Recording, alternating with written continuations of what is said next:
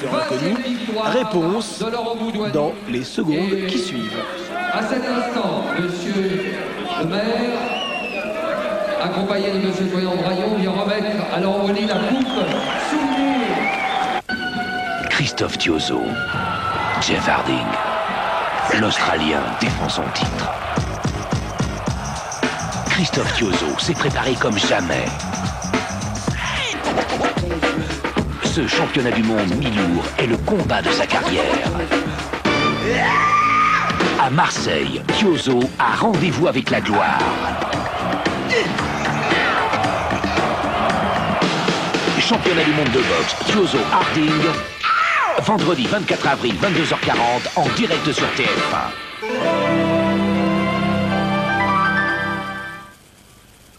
Attention, il y a du Reebok dans l'air. Mauvaise nouvelle pour certains.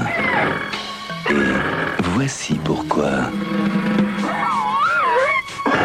It's the new Reebok Double Pump. Now get back up there.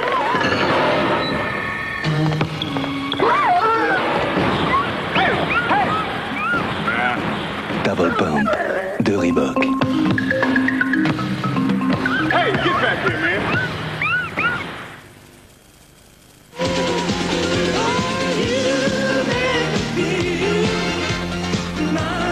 Ballisto. Ballisto, un plaisir léger. Je me sens bien, équilibrée, épanouie. Ballisto, c'est ma vraie nature. Vous n'osez pas sourire, vos dents sont tachées par le tabac, les boissons. Vite, essayez Denivite, crème dentaire anti-taches. Denivite, une formule unique très efficace contre les taches et d'une douceur extrême pour l'émail de vos dents. Alors, retrouvez le sourire avec Denivite. Denivite, dur pour les taches, doux pour les dents. En ta qualité de concessionnaire au service Volkswagen et Audi Honneur, tu feras. Oui, honneur, je ferai. Tous tes devis, tu respecteras. Oui. Qu'il pleuve ou qu'il vente, les égarés, tu assisteras. Oui, j'assisterai. Toutes les réparations, 12 mois, tu garantiras. Oui, je garantirai. Service Volkswagen et Audi. Dormir tranquille, vous pourrez. Visiblement, il y en a encore qui ne savent pas que le nouveau serveur de réseau Epson permet à toute l'entreprise de mieux communiquer avec toute l'entreprise. Bien mieux. Serveur de réseau Epson, vous faites plus et vous faites bien. C'est moi, Maître Sega. Et ce petit excité, c'est Sonic. Lui, si tu le cherches, tu vas le trouver. En achetant la Mega Drive de Sega, tu peux aussi avoir le jeu Sonic. Mega Drive plus Sonic, Sega, c'est plus fort que toi. Attachez vos ceintures. Keitel Vidéo présente une nouvelle série de crash encore plus spectaculaire. Dans Bolide Fury, pas de répit pour les fous du volant. Des chocs, des fracas, des pilotes de haut niveau qui échappent sans arrêt à la mort. Avec Bolide Fury, plus de sensations, plus d'émotions. Et aussi les monstres, Rallye et Jaguar, l'histoire d'un triomphe, en vente dès maintenant. Hé, tu vois ce que je vois?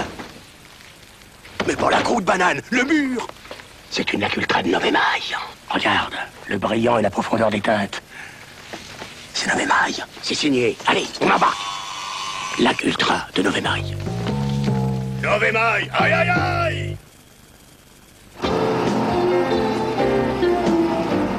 Il y a des huiles qui protègent mal les moteurs. À la longue, les effets sont visibles à l'extérieur, mais hélas, pas par le conducteur.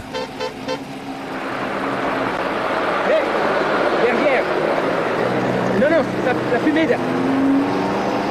C'est pourquoi Total a créé l'huile Activa. N'attendez pas trop longtemps pour découvrir Total Activa, la nouvelle huile qui prolonge la jeunesse des moteurs. Total, vous ne nous choisirez plus par hasard. On n'est jamais fort par hasard. Riche en sels minéraux, Saint-Dior vous transmet sa force.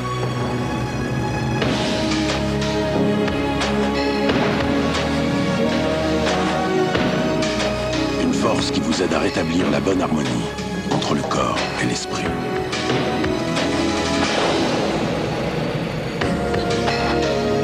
Pour que tout en vous soit fort. Saint-Dior, rends-moi fort.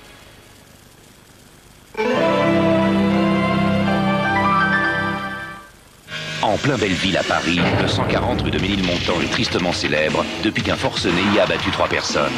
Immense cité de briques à moitié murée qui se délabre inexorablement, le 140 abrite une micro-société du clochard au bourgeois. Bien qu'en ayant pris leur parti, tous dénoncent la solitude, les graffitis, la drogue et les viols. Un reportage vérité au cœur d'une réalité ordinaire. Faut le voir pour le croire. 140 rue de Ménilmontant, reportage, samedi 13h15 sur TF1.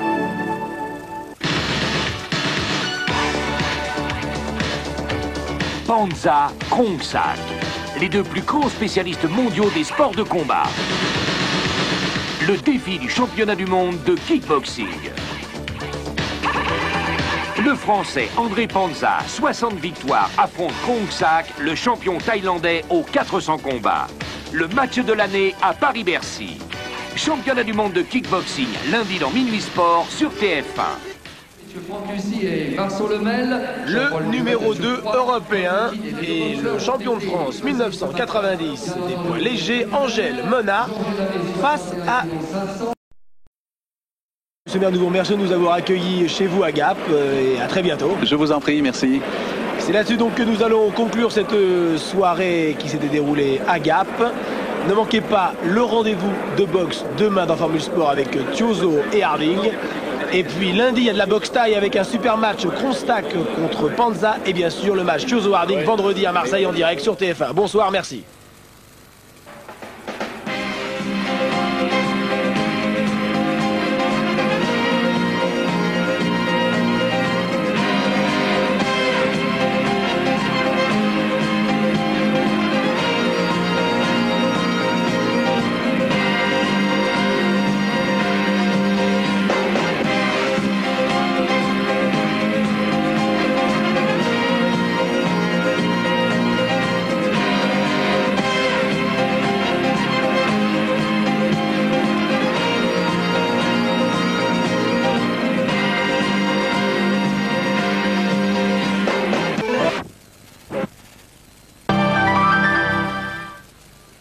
Quand vous démarrez, si votre moteur n'est pas parfaitement lubrifié, il s'use. Pour le préserver, voici ce qu'il faudrait faire avant chaque démarrage. Ainsi, l'huile circulerait partout. Mais vous pouvez aussi choisir l'huile Antar isofluide, car elle lubrifie en permanence les pistons. Avec l'huile Antar isofluide, votre moteur reste toujours lubrifié avant même de démarrer. Antar, les huiles qui ne se reposent jamais.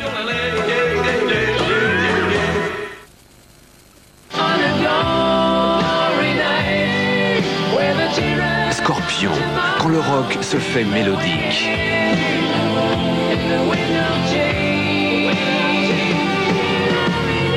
Still Loving You, les plus belles ballades de Scorpion sur un même album, avec Skyrock.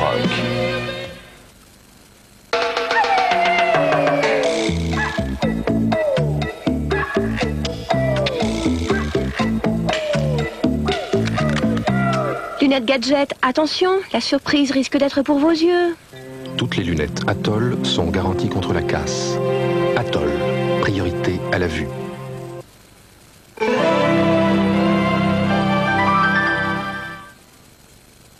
Samedi dans Ushuaïa, Nicolas Hulot réalise le plus vieux rêve de l'homme, voler. Il nous fait découvrir une double performance qui allie marche et deltaplane. Un étonnant ballet aérien entre un homme et un aigle. Et un spécialiste du soaring pour un vol naturel au ras des dunes. Bienvenue. Bienvenue dans un monde où vivent en harmonie l'homme, la nature, le progrès. Bienvenue dans le monde d'Ushuaïa, Rhône-Poulenc. Ushuaïa, le magazine de l'extrême, spécial Homme-Oiseau, samedi 22h30 sur TF1. Le Bébête Show, le rendez-vous du rire avec Télépoche. Et voici le Bébête Show pour les RI, les socialos, les RPR et les fachos craques. Ce sont tous des rigolos. Mais qu'est-ce que vous faites? Vous devenez fou. Vous massacrez l'armée française, vous diminuez le budget, le matériel et les effectifs. C'est un choix. On a besoin de pognon, alors on réduit. Hein. Et puis l'armée. On n'a pas gagné une guerre depuis 1914. C'est pas la peine de continuer à claquer du fric. Et en cas de conflit avec la Libye, comment fera-t-on? Eh ben, les Américains iront. Hein. Ils ne demandent pas mieux. Non, pour nous, l'essentiel, c'est qu'on conserve assez de mecs pour le défilé du 14 juillet. Remarque, c'est vrai que pour la guerre, les Américains nous sont supérieurs. Je comprends. Ils vont raser Tripoli en 2 coups de cuillère à peau. Et sur les ruines, ils feront un parc d'attractions. Hein. Un Kadhafi Land, hein, avec un parking de 12 000 places. Et un son et lumière sur l'enfance de Kadhafi, raconté par Liz Taylor. Hein. Parce que question comique, Kadhafi, c'est quand même autre chose que Mickey. Hein.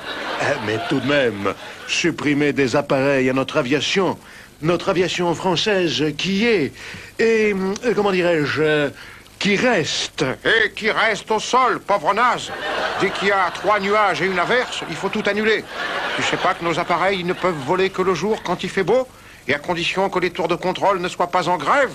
Enfin, quand même, notre marine, le Clémenceau, ce magnifique bâtiment. Oui, ce magnifique bâtiment qui fait du 2 à l'heure. Hein. À la vitesse où il avance, il n'est plus considéré comme un bateau, mais comme un immeuble. On va leur filer à Bouygues, il en fera un HLM. Et quand je pense que tu retardes la construction du Charles de Gaulle... Salut Charlot, joyeuse Pâques. Notre futur porte-avions nucléaire. Ben, un porte-avions qui s'appelle Charles de Gaulle, je suis pas pressé de le finir. Hein. C'est le nom qui me plaît pas. J'ai envie de l'appeler, je sais pas moi, le Mort-Roi. Ah non, il est pas assez gros, c'est un petit porte-avions. Remarque, si c'était un sous-marin de poche, ce serait facile. On l'appellerait le Sarkozy. Minuscule, avec un gros périscope, c'est lui tout craché. Et si on l'appelait, voyons voir, le Lagardère? Non, ça conviendrait mieux à un torpilleur. Hein.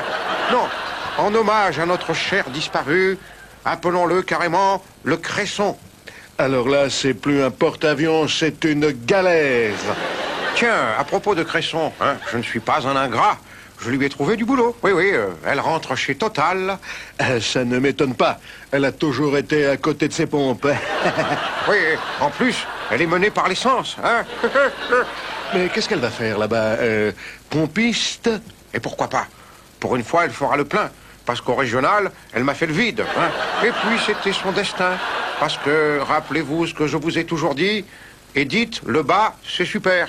Le haut, c'est ordinaire, et la tronche, eh ben, c'est sans plomb. Et dire que j'éricane d'une plaisanterie aussi bidon. Oh, je ne vois pas pourquoi on continue à me persécuter alors que je suis retiré à Châtellerault, dans ma station-service, dans la prière et le recueillement. Et tu mènes une vie de sainte. Non, une vie d'ange. Dieu est impayable. Écoutez, dis donc, si tu cherches un job pour Henri Nallet, on peut lui aussi lui proposer une place de gardien dans une station-service. Chez Total? Non, chez Esso. Ça ne le changera pas. Il sera toujours garde des Sceaux. Ah, excusez-moi, il faut que j'y aille. Il y a des clients. Oui, j'arrive. Un petit coup sur le pare-brise. Est-ce que vous voulez des pins? J'ai toujours dit qu'elle réussirait. Hein.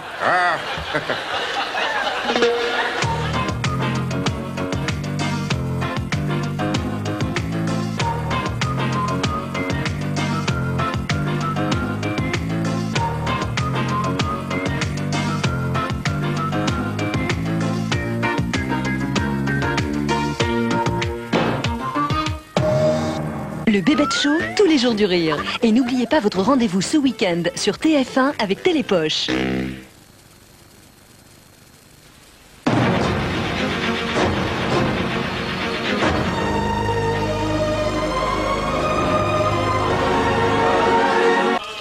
Bonsoir, le début des fêtes pascales à travers le monde. À Paris, le cardinal Lustiger a porté la croix sur la butte Montmartre, accompagné de milliers de chrétiens.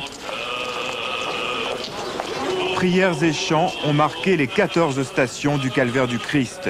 D'autres processions ont eu lieu, comme ici à Jérusalem, où l'affluence a été exceptionnelle, environ 40 000 fidèles.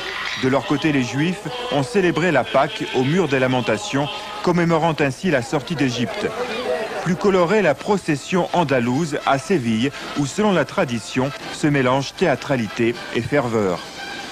Quand vous voyez la procession là devant vous, vous êtes obligé de rester là et l'admirer. Ça, c'est vraiment une émotion qu'il faut vivre. Ils ne viennent pas uniquement pour la religion, ils viennent aussi pour l'art.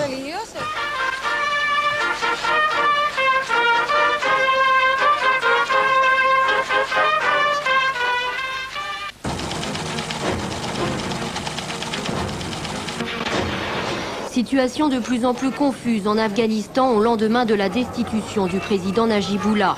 L'ancien chef de l'État afghan a trouvé refuge dans un bâtiment de l'ONU à Kaboul. Les Nations Unies ont lancé des appels au calme et tentent une médiation pour résoudre la crise afghane. Un plan de paix a été proposé aux nouveaux dirigeants de Kaboul, des militaires et des responsables de l'ancien régime qui ont formé hier un comité exécutif. Les combats continuent autour de Kaboul où plusieurs groupes s'affrontent pour prendre le contrôle de la capitale. Ce soir, des milliers de rebelles afghans du commandant Massoud sont sur le point de prendre Kaboul.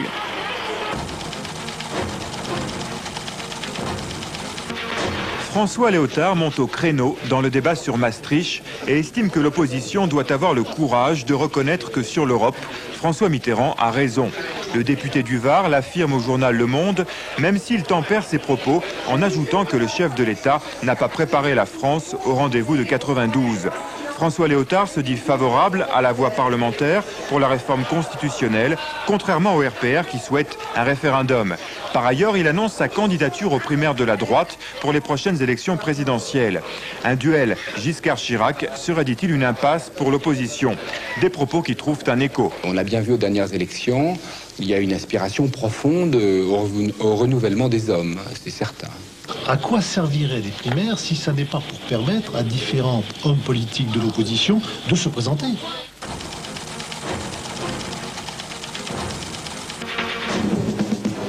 30 000 personnes, civiles et militaires, seront touchées par la réforme de l'armée française. Dans une centaine de villes, les unités vont devoir partir. Conséquence pour ces localités, une baisse des rentrées fiscales et un manque à gagner pour le commerce. Nous sommes décidés à faire le maximum pour que le gouvernement revienne sur sa décision et, si le cas n'était pas atteint, eh bien de faire en sorte que nous obtenions des compensations très largement suffisantes pour compenser cette perte. 80 millions de francs ont déjà été distribués à une quarantaine de localités. Pour 93, l'enveloppe budgétaire sera renforcée. Pour les 8000 militaires de carrière concernés sont prévues des mutations, des reconversions ou des départs anticipés à la retraite. Coût global de ce plan social, entre 200 et 300 millions de francs, la restructuration de la défense nationale n'entraînera aucun licenciement sec.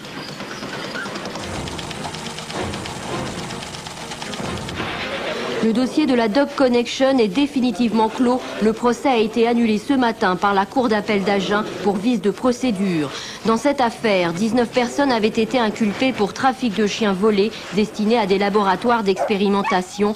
Des peines allant jusqu'à 18 mois de prison et des amendes de 100 000 francs avaient été requises par le procureur. 41 morts en Argentine dans l'accident d'un car qui transportait des touristes vers la station balnéaire de Mar del Plata. Le car a percuté 3 voitures avant de prendre feu. Les 41 victimes, dont on ignore encore la nationalité, ont été brûlées vives. Un incendie s'est déclaré dans le pavillon des îles du Pacifique Sud à 2 jours de l'ouverture de l'exposition universelle de Séville. Le bâtiment a été détruit en grande partie. Il semble qu'une négligence soit à l'origine du sinistre. La flamme d'un instrument de soudure attisé par le vent aurait incendié une structure de bois. Bercy accueille les premiers championnats du monde de gymnastique par spécialité. Au programme de cette nouvelle compétition, lâcher de barre, voltige aérienne, double salto, les meilleurs athlètes mondiaux sont là. Ce soir, une mauvaise surprise pour la France. Sébastien Darrigade, seul titulaire français, ne participera pas à la finale.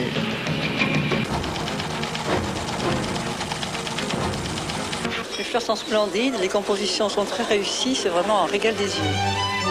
œillets, roses, orchidées à profusion, le Festival international de la fleur coupée de Cagnes-sur-Mer est le plus important en France.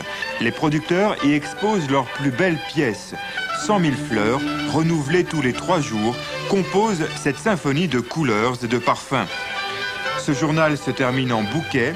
Prochain rendez-vous avec l'information, 7 h.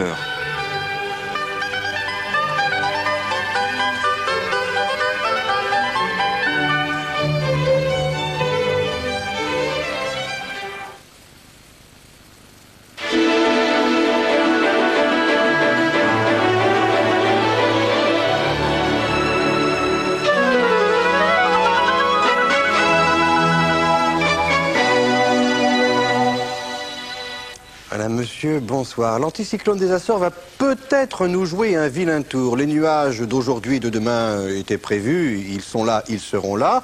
Mais pour dimanche et lundi, c'est moins sûr que le soleil arrive. Regardez pourquoi.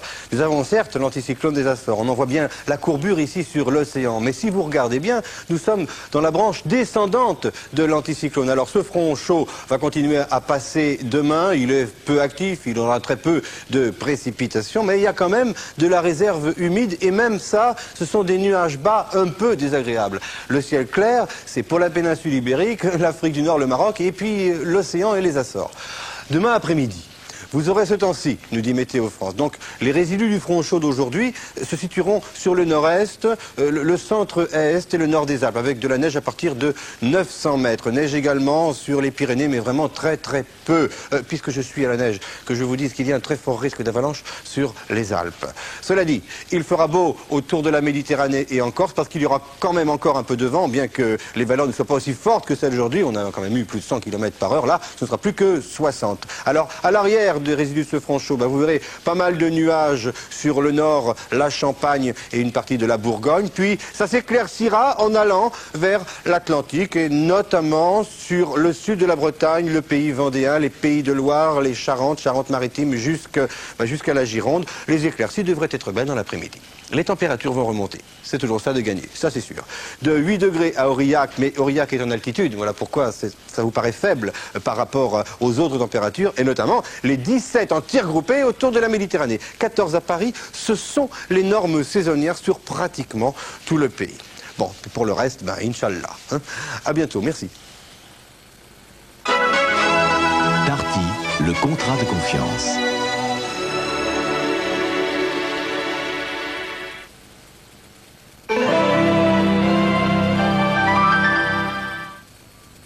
Cette voiture est italienne? Faux. Sur Vrai Faux, on peut gagner 10 000 francs? Vrai. 36-15 Vrai Faux, on choisit son cadeau.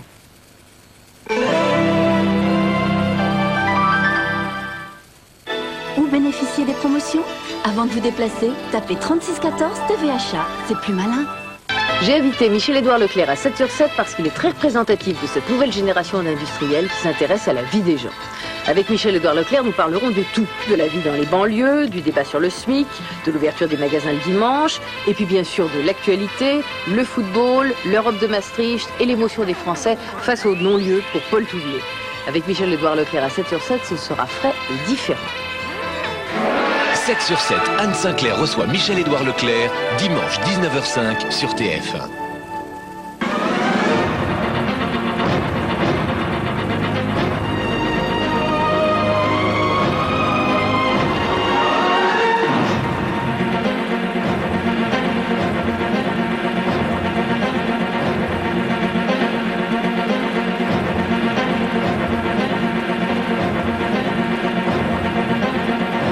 La politique française maintenant avec la décision prise par le Conseil constitutionnel sur les accords de Maastricht. Vous le savez, les sages ont demandé hier une révision de la Constitution avant la ratification de ces accords. Révision portant notamment sur 3 points, le vote des étrangers, la monnaie et l'octroi des visas. L'adoption du traité de Maastricht risque donc de tarder, d'autant que la classe politique française reste divisée sur la construction européenne, comme elle le fut d'ailleurs sous la 4e République. Les explications de Carole Comon et Isabelle Marie.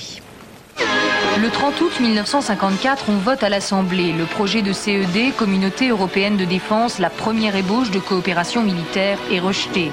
En toile de fond, la crainte de ce que l'on appelle alors la résurrection du militarisme allemand.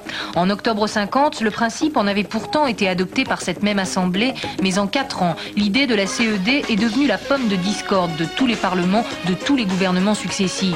En France, face à la question de défense européenne, c'est le front du refus autour d'un axe paradoxal, gaulliste socialistes et communistes. Un axe qui semble se recomposer aujourd'hui, le Front National en plus, autour du rejet de Maastricht.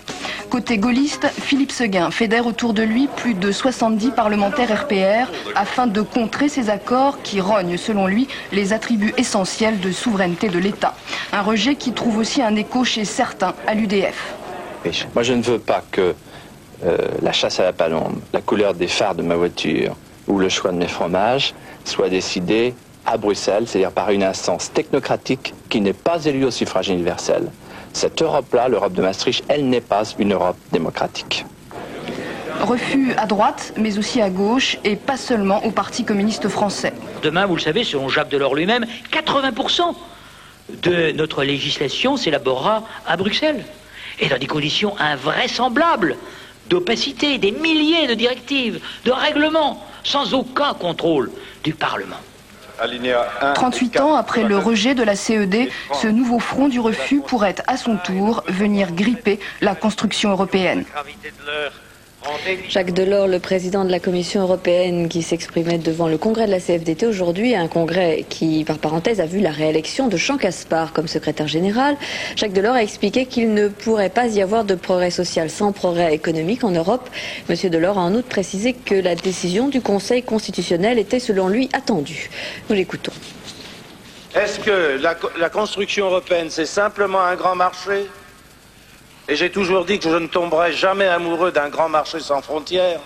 Ou bien est-ce un modèle de société bâti sur 150 ans de combat du mouvement ouvrier et aussi de conquête politique? Sans puissance économique, pas d'Europe européenne. Sans puissance économique, pas de générosité sociale, pas de solidarité. Voilà pourquoi nous combattons. Une escroquerie à la carte de crédit découverte notamment en Provence-Alpes-Côte d'Azur. Dans cette région, un gang de Chinois sévit depuis quelque temps. Les cartes fabriquées à Hong Kong sont parfaitement imitées. 4 Chinois ont été arrêtés ce matin près de Nice. Gabriel Nata. Ces 4 Chinois de Hong Kong font partie d'un véritable réseau qui, à l'aide de fausses vraies cartes de crédit asiatiques, achetaient des bijoux de luxe pour les revendre ensuite le double dans leur propre pays. Les cartes sont parfaitement imitées. Les numéros correspondent bien à des comptes privés sur lesquels sont débités les achats à l'insu des titulaires. Même la bande magnétique peut être parfaitement lue. Et comme il ne s'agit ni de cartes volées ni perdues, le coût est imparable.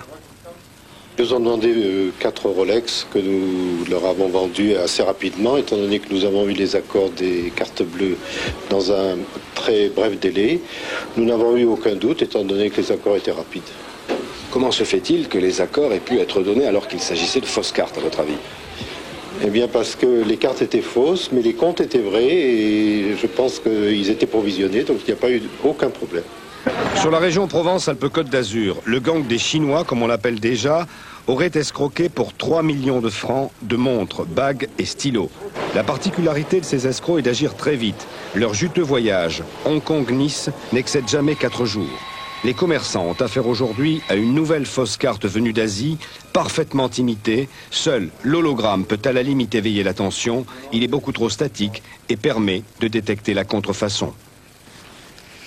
Mickey est bien en France. Le parc d'attractions américain Euro Disney doit ouvrir officiellement ses portes dimanche à Marne-la-Vallée. Un événement fêté en grande pompe. Ce soir, les journalistes commençaient à se presser. Pour accueillir les 11 millions de visiteurs, les hôtels ont poussé comme des champignons, 5200 chambres, de très nombreux restaurants qui, soulignons-le, n'offriront aucun alcool à leurs clients. Bénédicte Dural. Quelques heures encore, et bientôt, la découverte du parc enchanté. Mais Euro Disney distille sa magie au compte-gouttes. Seul visible aujourd'hui, le parc hôtelier, Disneyland, Sequoia Lodge, New York. Les 6 hôtels ouvrent leurs portes aux 12 000 invités de ce week-end d'inauguration. Buffet monstre, spectacle, concert démarrons ce soir.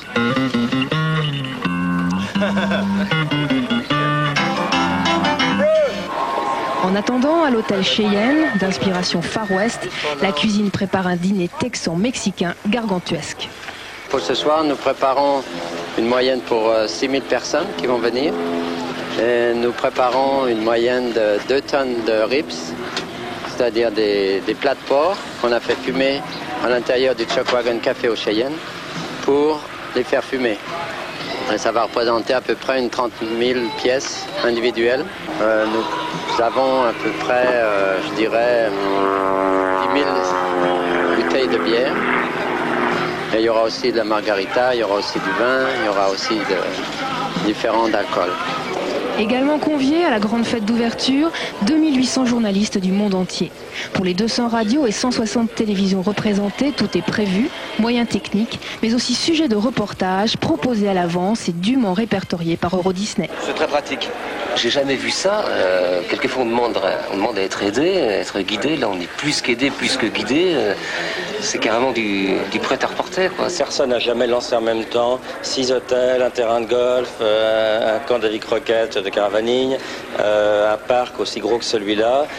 C'est tellement compliqué, il y a tellement de sujets, tellement de choses à couvrir qu'on est forcé d'être organisé. Aguichante mais rigoureuse, Eurodisney est d'ores et déjà une star qui ne montre que ce qu'elle veut bien dévoiler. Pour l'ouverture du parc d'attractions de Mickey à Marne-la-Vallée dans la région parisienne, il aura fallu 5 ans de travaux, 22 milliards de francs d'investissement pour que s'ouvre Eurodisney au cœur de l'Europe. Les Américains veulent ainsi transposer sur notre continent ce qui marche déjà en Californie, en Floride et au Japon. Ils attendent 100 000 visiteurs chaque dimanche. Demain, les premiers auront le droit de fouler les 600 hectares de parc et de participer aux attractions, des attractions que nous fait découvrir Bénédicte Duran qui a recueilli les témoignages des premiers invités. Il a l'air de dater du début du siècle, il fonctionne à la vapeur et ne dépasse pas les 30 km/h. Et ce petit train nous emmène au cœur d'Eurodisneyland. Première station, Frontierland. Terre de Far West et de grandes expéditions, les attractions rivalisent d'audace et de danger. Le train des mineurs. Pourquoi? Ça va vite et puis on s'attend pas aux choses. Il y a des tournants qu'on voit pas et c'est super.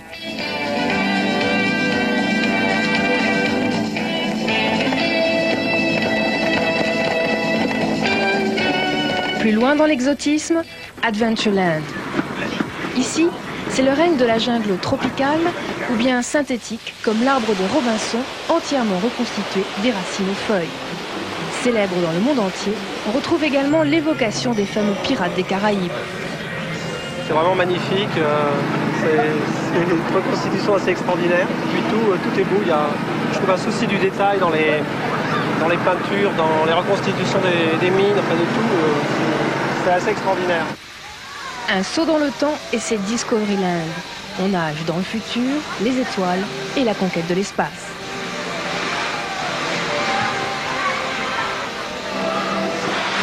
Est-ce que vous pouvez me dire ce que vous avez le plus aimé dans le parc? Je pense que c'est Fantasyland, on est tout petit. Oui. Pourquoi? Parce que c'est vraiment l'imaginaire, le rêve, vraiment le rêve. À Fantasyland, le rêve se décline autour du château de la Belle au Bois dormant, avec, caché dans ses entrailles, un dragon assoupi qui parfois se réveille. L'enfance, elle est là, dans la parade des poupées venues du monde entier, ou dans l'incroyable manège des tasses tourbillonnantes.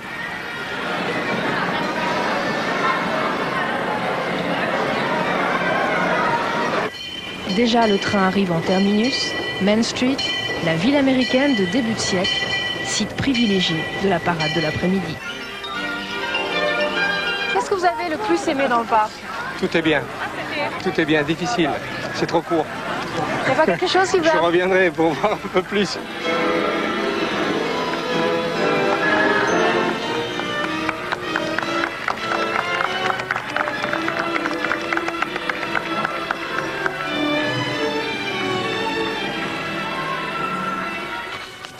Bien sûr, c'est une véritable ville qui va ainsi s'ouvrir au public. Tout doit donc être prévu pour l'accueil, hôtels, restaurants, centres médicaux.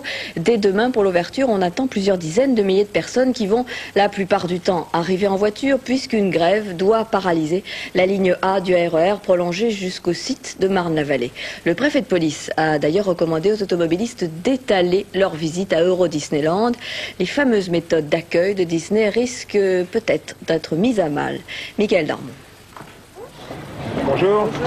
Eurodisney, le royaume où tout n'est que sourire, propreté, sécurité. Et demain, 30 à 60 000 personnes vont peut-être tenter de le vérifier.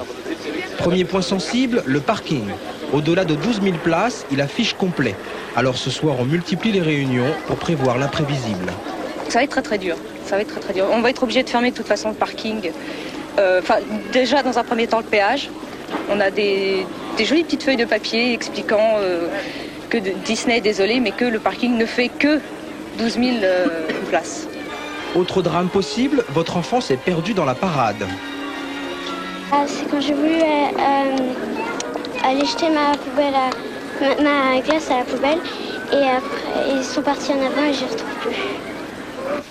Aussitôt signalé et pris en charge par le centre d'information, pour le chérubin, c'est une partie de plaisir. Subtil, ici ce sont les parents qui se perdent, pas les enfants. On le fait amener à Lost Children, qui se trouve à San João Plaza. Et à Lost Children, il y a un endroit où il peut voir des films vidéo, enfin de quoi s'amuser et de quoi passer le temps pendant que ses parents arrivent. Ambiance plutôt décontractée à l'infirmerie. 22 infirmières, un médecin d'urgence se disent prêts 24 heures sur 24 à assister des milliers de visiteurs. Ici, on se rassure sur la journée d'ouverture. Les méthodes du Dr Coué font leur effet. Je crois que l'accueil résout en grande partie leurs problèmes. Et après, avec un petit comprimé ou un tout petit pansement, je crois que les gens peuvent repartir s'amuser. Retranché dans son paradis artificiel, Euro Disney attend donc avec sérénité une inauguration que tant de monde redoute à l'extérieur. Il ne reste plus qu'à espérer que la route vers le royaume de Mickey ne devienne pas demain une immense souricière. François Mitterrand vient de s'exprimer longuement devant 5 journalistes de télévision et de radio. Il l'a fait pendant près d'1h30 et bien sûr il s'est exprimé d'emblée sur le problème de la révision constitutionnelle et du traité de Maastricht. François Mitterrand s'est donc exprimé sur ces 2 points. Il a estimé que la Constitution devait être réformée avant la fin 92, si possible à l'été 92 et si possible selon lui grâce à un vote identique des assemblées. Je ne compliquerai pas les choses par un référendum, a-t-il dit. Nous l'écoutons. Ce qui touche à la révision constitutionnelle, si les assemblées y sont prêtes, c'est la procédure parlementaire qui s'impose. Si telle n'est pas la volonté des 2 assemblées, je me trouverai devant un problème politique grave. Et bien entendu, je serai obligé de m'adresser à l'ensemble des Français pour trancher. Mais on n'en est pas là. Supposons la révision acquise, dans quelles conditions, comment? Plusieurs semaines, peut-être mois vont s'écouler d'ici là, laissez-moi juger. La seule chose que je peux vous dire, c'est que d'une manière ou d'une autre, qui est bonne ou mauvaise volonté de la majorité des parlementaires, de toute manière, le traité ira jusqu'au grand débat de ratification. Je me suis contenté de vous dire, je ne m'arrêterai pas en chemin. Voilà, François Mitterrand ne veut pas s'arrêter en chemin, il nous donne quelques indications, Gérard Carrérou, mais il n'est pas tout à fait clair sur la ratification du traité. En tout cas, clair ce soir, c'était vraiment Maastricht Story. Le président de la République a poussé tous les feux sur l'Europe de Maastricht. C'est sa grande affaire, son grand dessein pour 92, un grand acte national, un projet de la France, un projet pour la France. Il se défend de toute intention d'en faire un acte de politique intérieure. On ne peut pas ne pas être frappé par la très forte volonté et la détermination farouche de François Mitterrand d'aller jusqu'au bout du processus et de ne pas s'arrêter en chemin. Alors il y a 2 étapes. La révision constitutionnelle préalable à la ratification, c'est au Parlement de le voter, selon le président de la République, par la procédure du Congrès de Versailles. Et s'il ne le fait pas, eh bien, il ira sans doute au référendum. En tout cas, cela doit être fait, cette révision, avant l'été 92. 2e étape, la ratification. Le traité ne peut être renégocié, il faudra dire oui ou non, mais il ne se prononce pas sur le comment, il laisse tout ouvert, y compris sur un autre référendum. Il pourrait donc y avoir jusqu'à 2 référendums en 92. En tout cas, M. Mitterrand se veut passionnément patriote et estime qu'il sert justement la grandeur de la France en faisant l'Europe qui doit assurer paix et sécurité. Maastricht, Claire, c'est bien le ressort de son rebond, évidemment en politique étrangère, mais aussi c'est sous-jacent en politique intérieure. Alors justement, Gérard, François Mitterrand a bien sûr évoqué des problèmes de politique intérieure. Il a d'abord estimé qu'il regrettait d'avoir eu à remercier Édith Cresson, dont il a vanté les mérites. Et puis il a reconnu l'échec du Parti socialiste aux dernières élections. C'est un échec, a-t-il dit. Je me sens solidaire personnellement. Et puis ensuite, il a regretté le climat moral. On ne peut pas se laisser aller à une domination de l'argent qui corrompt, a-t-il dit. Nous l'écoutons. J'ai toujours grande confiance dans les qualités d'Édith Cresson, qui ne mérite pas les injustices dont elle a pu souffrir. Mais, et c'était vrai, qu'à l'issue des élections municipales et régionales, et toute une série de phénomènes qui étaient entraînés par ces deux résultats, que le gouvernement ne trouvait plus les appuis dont il avait besoin. Bon, ben, je l'ai changé, et j'espère que ce nouveau gouvernement réussira. Il n'est pas possible d'accepter de continuer à se laisser aller vers une domination de l'argent qui naturellement corrompt. Car s'il y a des corrompus, il y a des corrupteurs. Ce sont ces corrupteurs aussi qu'il faut chasser. Si d'autres, poussés par les opinions publiques, devaient y renoncer, si cette initiative française devait conduire nos propres alliés à réfléchir davantage sur les circonstances exceptionnelles dont il faudrait profiter pour diminuer les tensions et les risques nucléaires, ce serait quand même un formidable événement. Eh bien, je veux que la France tente la réussite de cet événement-là. Si cela échoue, c'est-à-dire si les autres puissances nucléaires s'entêtent, eh bien, la France devra continuer d'assurer sa défense. Elle regrettera l'occasion perdue, mais elle aura fait son devoir. Et puis François Mitterrand a affirmé qu'il était élu pour 7 ans, qu'il était prêt à supporter une nouvelle cohabitation, mais qu'il ne la souhaitait pas, Gérard Carrérou. Oui, en tout cas, en politique intérieure, l'objectif, c'est clair, c'est de redresser la situation avant les élections législatives avec le nouveau gouvernement de Pierre Bérégovoy.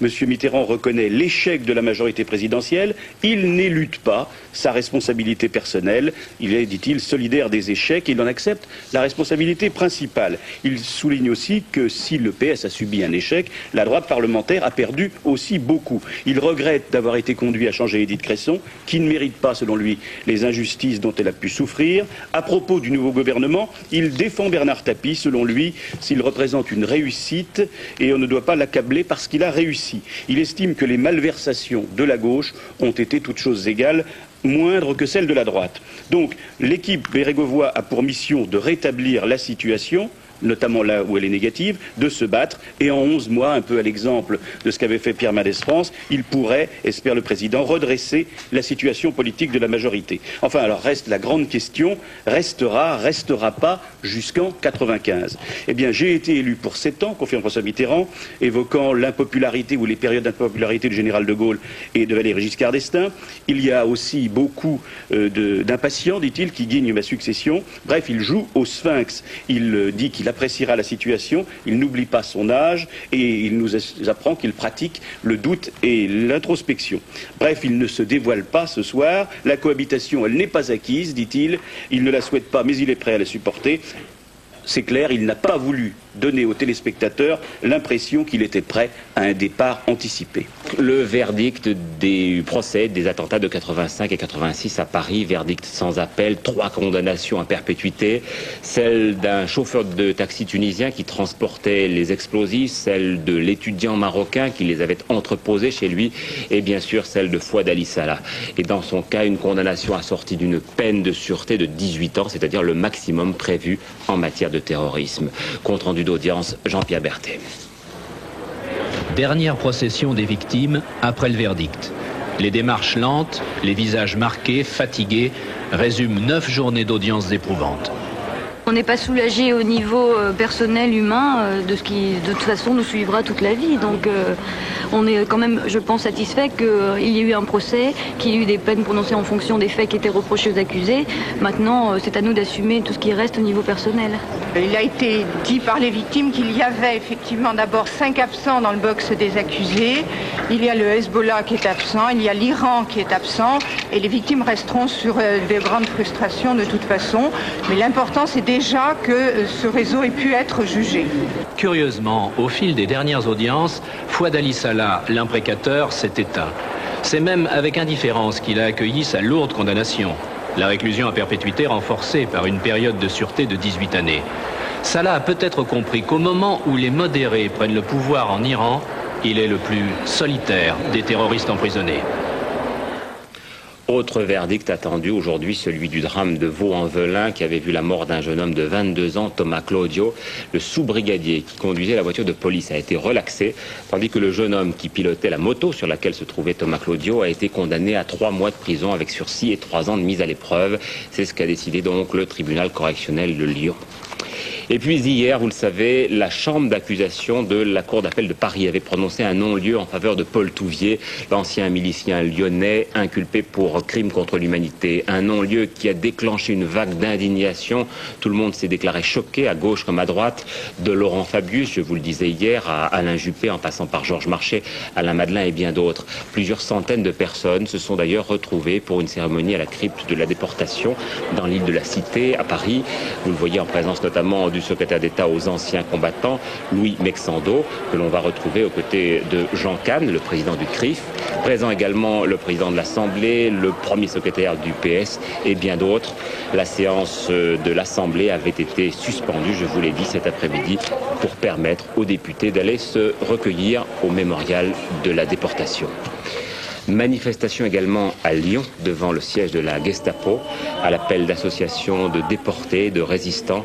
Manifestation très digne, ponctuée simplement d'une Marseillaise.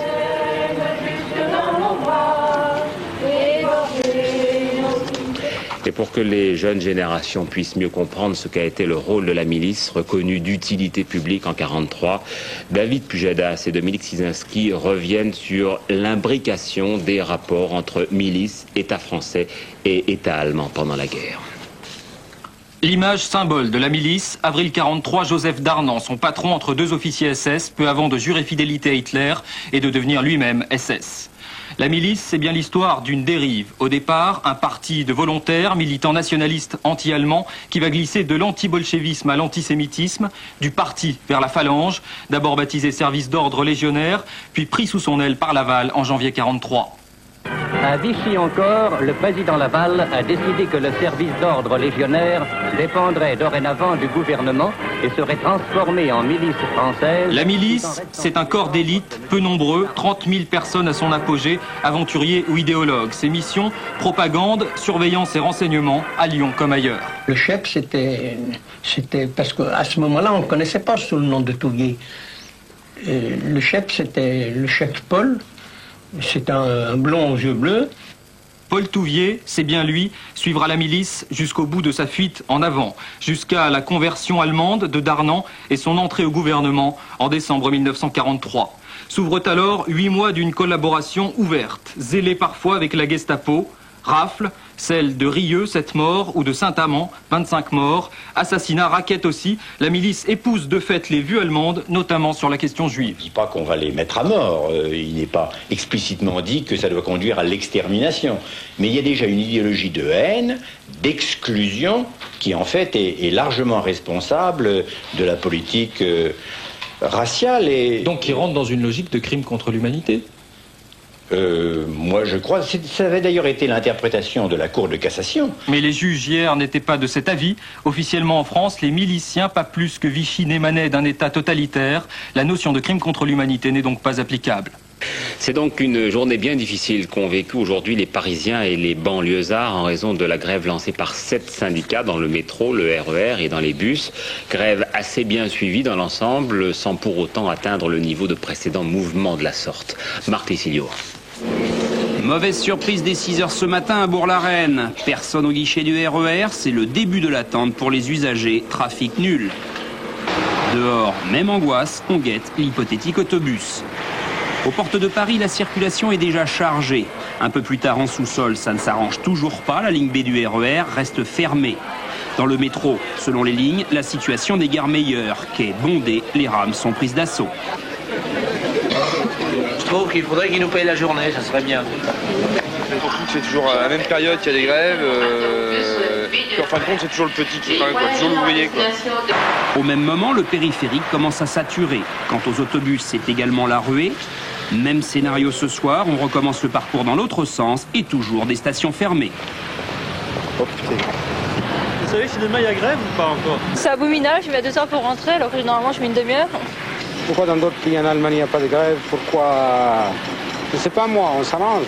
Ça me fait au moins une demi-heure à pied, avec des ampoules en prime et beaucoup d'énervement. Tandis que certains attendent leur autobus, d'autres règlent la circulation pour ceux qui avaient choisi, avec leur voiture, d'affronter les bouchons.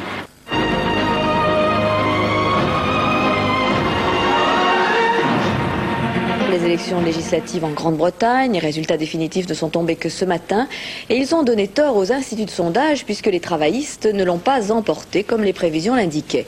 Ils n'ont recueilli en effet que 271 sièges sur 651 à la Chambre des communes. C'est la première fois dans l'histoire des Britanniques que le Parti conservateur emporte la majorité 4 fois de suite, avec cette fois 336 sièges.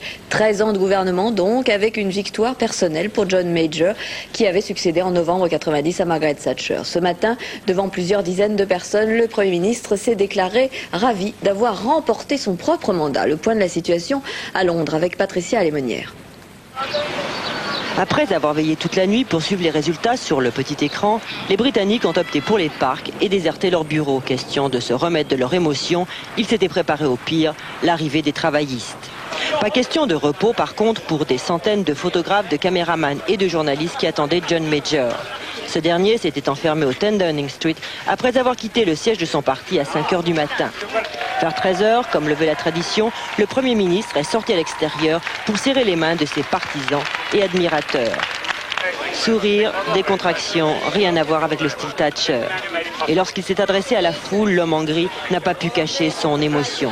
N'est-il pas le Premier ministre de ce siècle à avoir réussi à donner un 4e mandat à son parti ? Je suis très heureux d'avoir été choisi, c'est très important pour moi. Je sais maintenant que le pays m'a donné le droit d'être Premier ministre. Je suis immensément fier. Je ferai tout pour satisfaire les aspirations des gens et je m'efforcerai de ne laisser personne de côté. Ceux qui n'ont pas eu la chance d'être acceptés à l'intérieur du périmètre de sécurité suivent la scène à travers les grilles. Ils sont contents. John Major, c'est leur homme. Je suis très satisfait, c'est un résultat excellent pour Major. C'est super, je suis très heureuse. Satisfaction encore plus forte dans les milieux financiers. La bourse enregistrait ce matin une hausse exceptionnelle de 7% dès son ouverture. Les valeurs des entreprises privatisées réagissaient immédiatement à la hausse. Les banquiers redoutent le changement, les voilà rassurés. Ce soir, les grands perdants s'appellent Neil Kinnock, Paddy Ashton, Alex Salmond pour les nationalistes écossais et Jerry Adams, républicain irlandais. Tous tentent de comprendre ce qui leur est arrivé. Ils n'avaient jamais pensé que l'héritier de Maggie ferait aussi bien. Les conservateurs ont donc obtenu la majorité absolue au Parlement. Ni les travaillistes, ni les libéraux, comme vous le disiez Patricia, ne sont parvenus à les menacer. Ainsi, John Major est-il conforté dans son rôle de Premier ministre et notamment dans ce rôle de défenseur de l'indépendance britannique vis-à-vis de l'Europe. Le disciple de Margaret Thatcher avait en effet toujours pris du recul par rapport à la construction européenne et notamment par rapport aux accords de Maastricht. Il devrait pouvoir poursuivre cette politique isolationniste. Bernard Volker. Un gouvernement conservateur n'abandonnera dans aucune circonstance le droit national de prendre les décisions cruciales concernant notre sécurité, notre politique étrangère et notre défense. Le langage très ferme de M. Major devant son parti était encore, avant les élections, celui de Margaret Thatcher. Aujourd'hui, le Premier ministre n'a plus à tenir compte de cette minorité anti-européenne au sein de son parti qui lui menait la vie dure. Cela signifie-t-il que demain, M. Major rejoindra les rangs des Européens convaincus comme M. Delors, Kohl et Mitterrand? Sans doute pas. On peut prévoir que l'attitude fondamentale britannique contre la supranationalité, les subventions à tout va, la bureaucratie ne changera pas. Donc pas d'augmentation du budget européen pour financer le plus d'Europe voulu par M. Delors. En revanche, sur les questions pratiques, M. Major pourrait modifier son attitude. Les Allemands ayant maintenant des doutes sur l'intérêt de l'écu, M. Major n'a pas à se presser pour le moment. Il voit d'ailleurs ses doutes confirmés. Si cependant la monnaie commune fait son chemin, M. Major fera évoluer sa position et la Grande-Bretagne s'y associera sans doute. M. Major présidera la communauté à partir de juillet avec des dossiers très importants sur la table. Budget, ratification de Maastricht, mise en place du marché unique de 93. On verra alors que le Major nouveau n'est pas un grand Européen, mais plutôt un Européen pratique. Les suites maintenant de l'accident survenu à l'avion qui transportait Yasser Arafat. Le dirigeant palestinien qui revenait de Khartoum à Tunis mardi soir avait dû se poser en catastrophe dans le désert libyen. Le chef de l'OLP avait ensuite pu être repéré puis emmené dans une ville libyenne. Ce soir, Yasser Arafat a pu regagner Tunis, le siège de son commandement politique. Le reportage de Michel Floquet. Pour la circonstance, l'OLP a mobilisé ses mouvements de jeunesse. Aide d'honneur, sécurité et protocole maximum. Il y a un peu plus d'une heure, un Boeing 727 libyen se pose sur l'aéroport de Tunis. À son bord, Yasser Arafat, sa femme et les rescapés de son atterrissage forcé. Le président de l'OLP, que l'on disait plus sérieusement atteint, descend sans aide la passerelle. Mais on voit nettement qu'il a tout le côté droit du visage fortement tuméfié. Pour l'accueillir, le président tunisien Ben Ali, Yasser Arafat rend les honneurs à la garde nationale, debout dans la pluie et le froid, pendant de longues minutes, au son de l'hymne palestinien. La disparition de Yasser Arafat pendant quelques heures a fait mesurer à tout le monde à quel point il incarne l'OLP. On peut même se demander si l'organisation lui aurait survécu. Alors son retour presque miraculeux à Tunis va avoir en tout cas un premier effet immédiat, faire taire et pour longtemps la sérieuse contestation interne qui lui reprochait depuis plusieurs semaines déjà de faire trop de concessions dans le cadre du processus de paix. La Grande-Bretagne s'est réveillée douloureusement après les élections législatives remportées par les conservateurs. La nuit dernière, en effet, 2 attentats à la voiture piégée ont ensanglanté le centre de Londres. 2 attentats revendiqués depuis par l'armée républicaine irlandaise qui a même promis de rééditer ses actions. Le dernier bilan des explosions est ce soir de 3 morts et de 91 blessés. Patricia Lémonière rappelle les événements. Les dégâts se chiffrent par plusieurs dizaines de millions de francs, immeubles effondrés, étages de bâtiments soufflés, certains devront être détruits, tours de 20 étages privés de vitres, voitures fracassées, c'est le chaos, la désolation. En milieu d'après-midi, les pompiers ont dégagé des décombres à un autre corps, portant le nombre des victimes à 3. Même spectacle à Staples Corner, au nord de Londres. La bombe de 100 kg, cette fois, placée dans un véhicule garé au pied d'un gigantesque échangeur routier, a entièrement démoli un grand magasin et endommagé les viaducs. Ici, la police a eu le temps d'évacuer les civils. Heureusement, ce carrefour est très fréquenté. Dans la City, par contre, l'attentat fut sanglant. Des dizaines de personnes fêtaient dans des pubs la victoire des conservateurs. Et Scotland Yard n'a pas eu le temps d'agir. Ce soir, une vingtaine de civils sont hospitalisés, 3 sont dans un état grave. Sur les lieux du drame, l'émotion était très forte et certains ne cachaient pas leur colère. Je suis irlandaise et je trouve moi que l'IRA a tort.